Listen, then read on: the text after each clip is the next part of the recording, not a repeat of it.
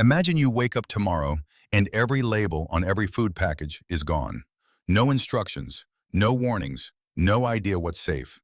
Now imagine you have zero knowledge of what's poisonous, what's nutritious, and what will just make you violently sick for 3 days. That was literally every human situation about 300,000 years ago. Except they also had no hospitals, no internet, no mom to call. So how did our ancestors figure out what to eat without dropping dead every 5 minutes?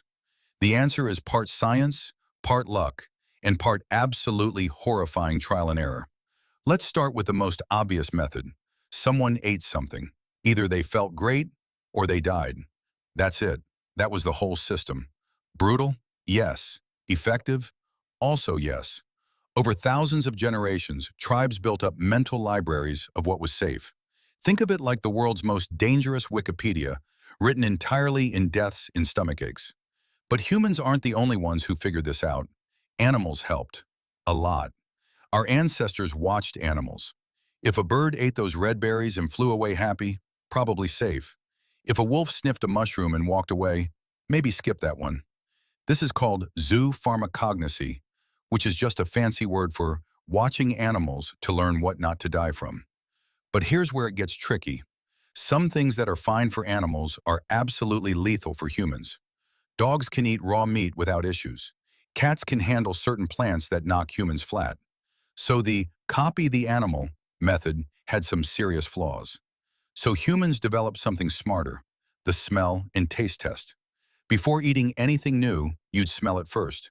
Bad smell? Probably bad news. Then you'd touch it to your lip. Tingling or burning? Put it down. Then just the tip of your tongue. Still alive? Maybe a tiny bite. Then you'd wait 4 to 8 hours.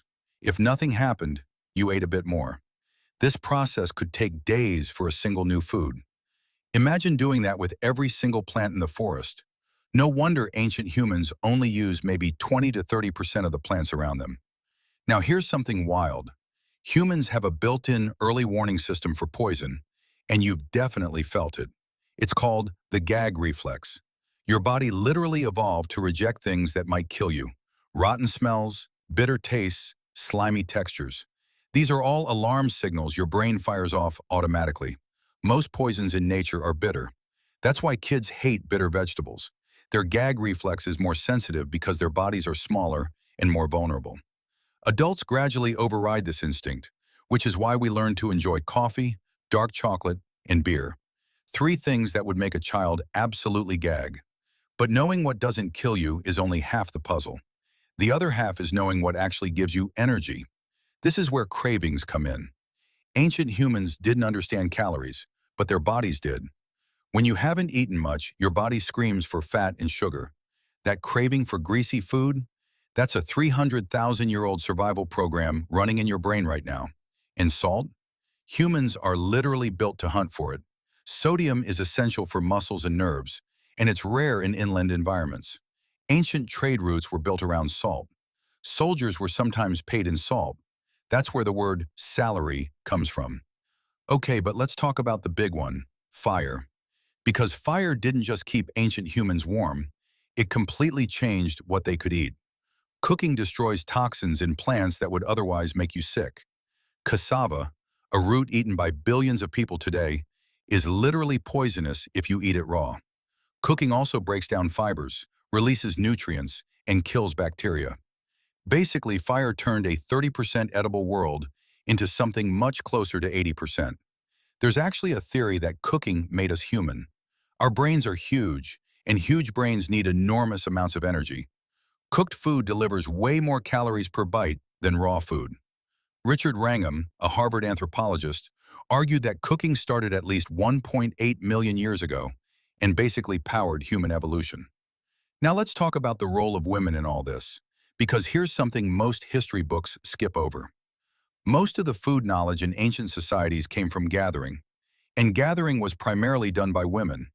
They were the ones who learned which plants were safe, which roots were nutritious, which leaves cured headaches. Gatherers provided 60 to 80% of the daily calories in most hunter-gatherer societies. The hunters got the fame. The gatherers fed the tribe. And this knowledge wasn't just remembered, it was taught. Mothers taught daughters. Grandmothers taught granddaughters. This was the original food safety database. Now here's something that will genuinely blow your mind. Some ancient food knowledge was so accurate, modern science is just now catching up.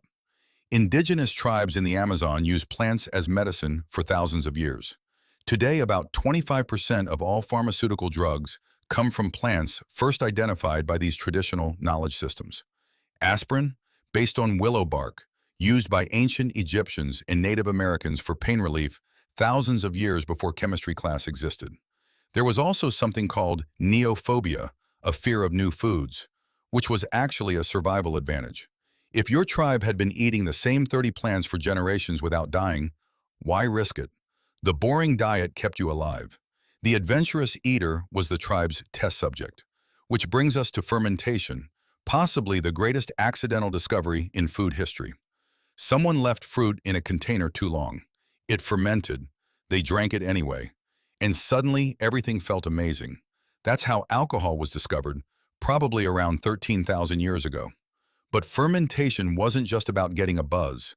It preserved food, made it safer, and created entirely new nutrients.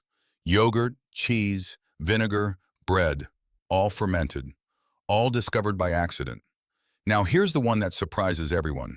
Honey is possibly the first processed food, and bees basically did all the work. Honey was found in Egyptian tombs over 3,000 years old and was still perfectly edible. 3,000 years. Name one thing in your fridge that lasts 3,000 years. Okay, let's get to the part nobody talks about, the poison testers. Some ancient tribes actually had designated people whose job was to eat new things first and report back. In ancient China, royal food tasters existed specifically to protect the emperor. But even before formal kingdoms, tribes had their risk takers.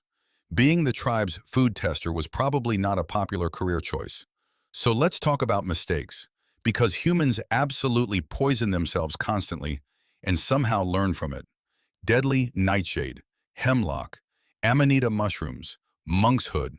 These plants killed thousands before enough people died to establish the pattern. Hemlock is particularly famous because it's what killed Socrates in 399 BC, and people had been dying from it for thousands of years before that. It just took that long to fully document, don't drink this. Now here's something that modern science confirmed only recently. Ancient humans may have used clay as a detox method. Eating clay, called geophagy, has been documented in over 200 species of animals, including humans. Clay binds to toxins in the stomach and pulls them out before they're absorbed. Pregnant women in many cultures still crave clay and soil today, and scientists think it's partly because pregnancy increases sensitivity to food toxins and clay neutralizes them. Ancient Andean people ate potatoes, which contain natural toxins, with clay dipping sauce, literally dipping their food in mud, and it worked perfectly. By the way, potatoes were considered suspicious for a long time in Europe. When they first arrived from South America in the 1500s, Europeans refused to eat them because they thought potatoes caused leprosy. It took about 200 years and a French pharmacist named Antoine Parmentier to convince Europeans that potatoes were actually amazing. He did it by making them seem exclusive, growing potatoes in a guarded royal garden, which made people want to steal them. The potato theft made people realize potatoes were worth wanting. Within decades, Europe was eating potatoes with everything. That's some impressive marketing from a pharmacist. So let's zoom out for a second. The big question isn't just how ancient humans figured out food, it's why the process was so slow. Knowledge doesn't travel fast without writing. If someone in Africa figured out that a certain plant cured fever, that information might never reach Asia. Ever. Different continents independently discovered the same things. Fermented drinks appeared separately in China, the Middle East, and Central America. Humans independently learned the same lessons, just thousands of years apart. The first written food safety record we know of is from ancient Mesopotamia, around 3000 BC, tablets listing plants and their effects on the body. That's when food knowledge stopped being tribal memory and started being written law. Now here's the final twist, and this one will actually change how you look at your grocery store.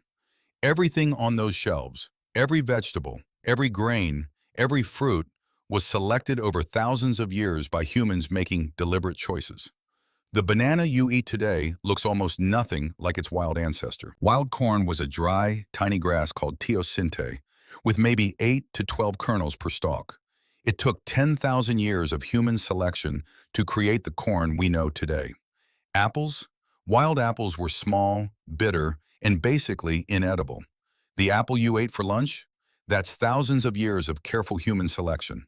Humans didn't just discover food, they shaped it, they engineered it, they made it into what it is today, through 300,000 years of eating things, surviving, dying, learning, and passing it on.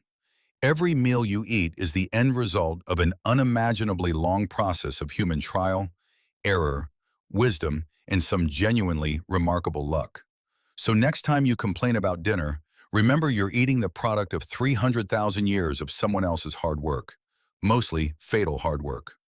And that's how ancient humans figured out what to eat, not through genius alone, but through persistence, observation, sharing knowledge, and a shocking amount of accidents. So here's my question for you. Is there any food you eat that you have no idea where it came from or how people discovered it? Drop it in the comments. I guarantee the answer is weirder than you think.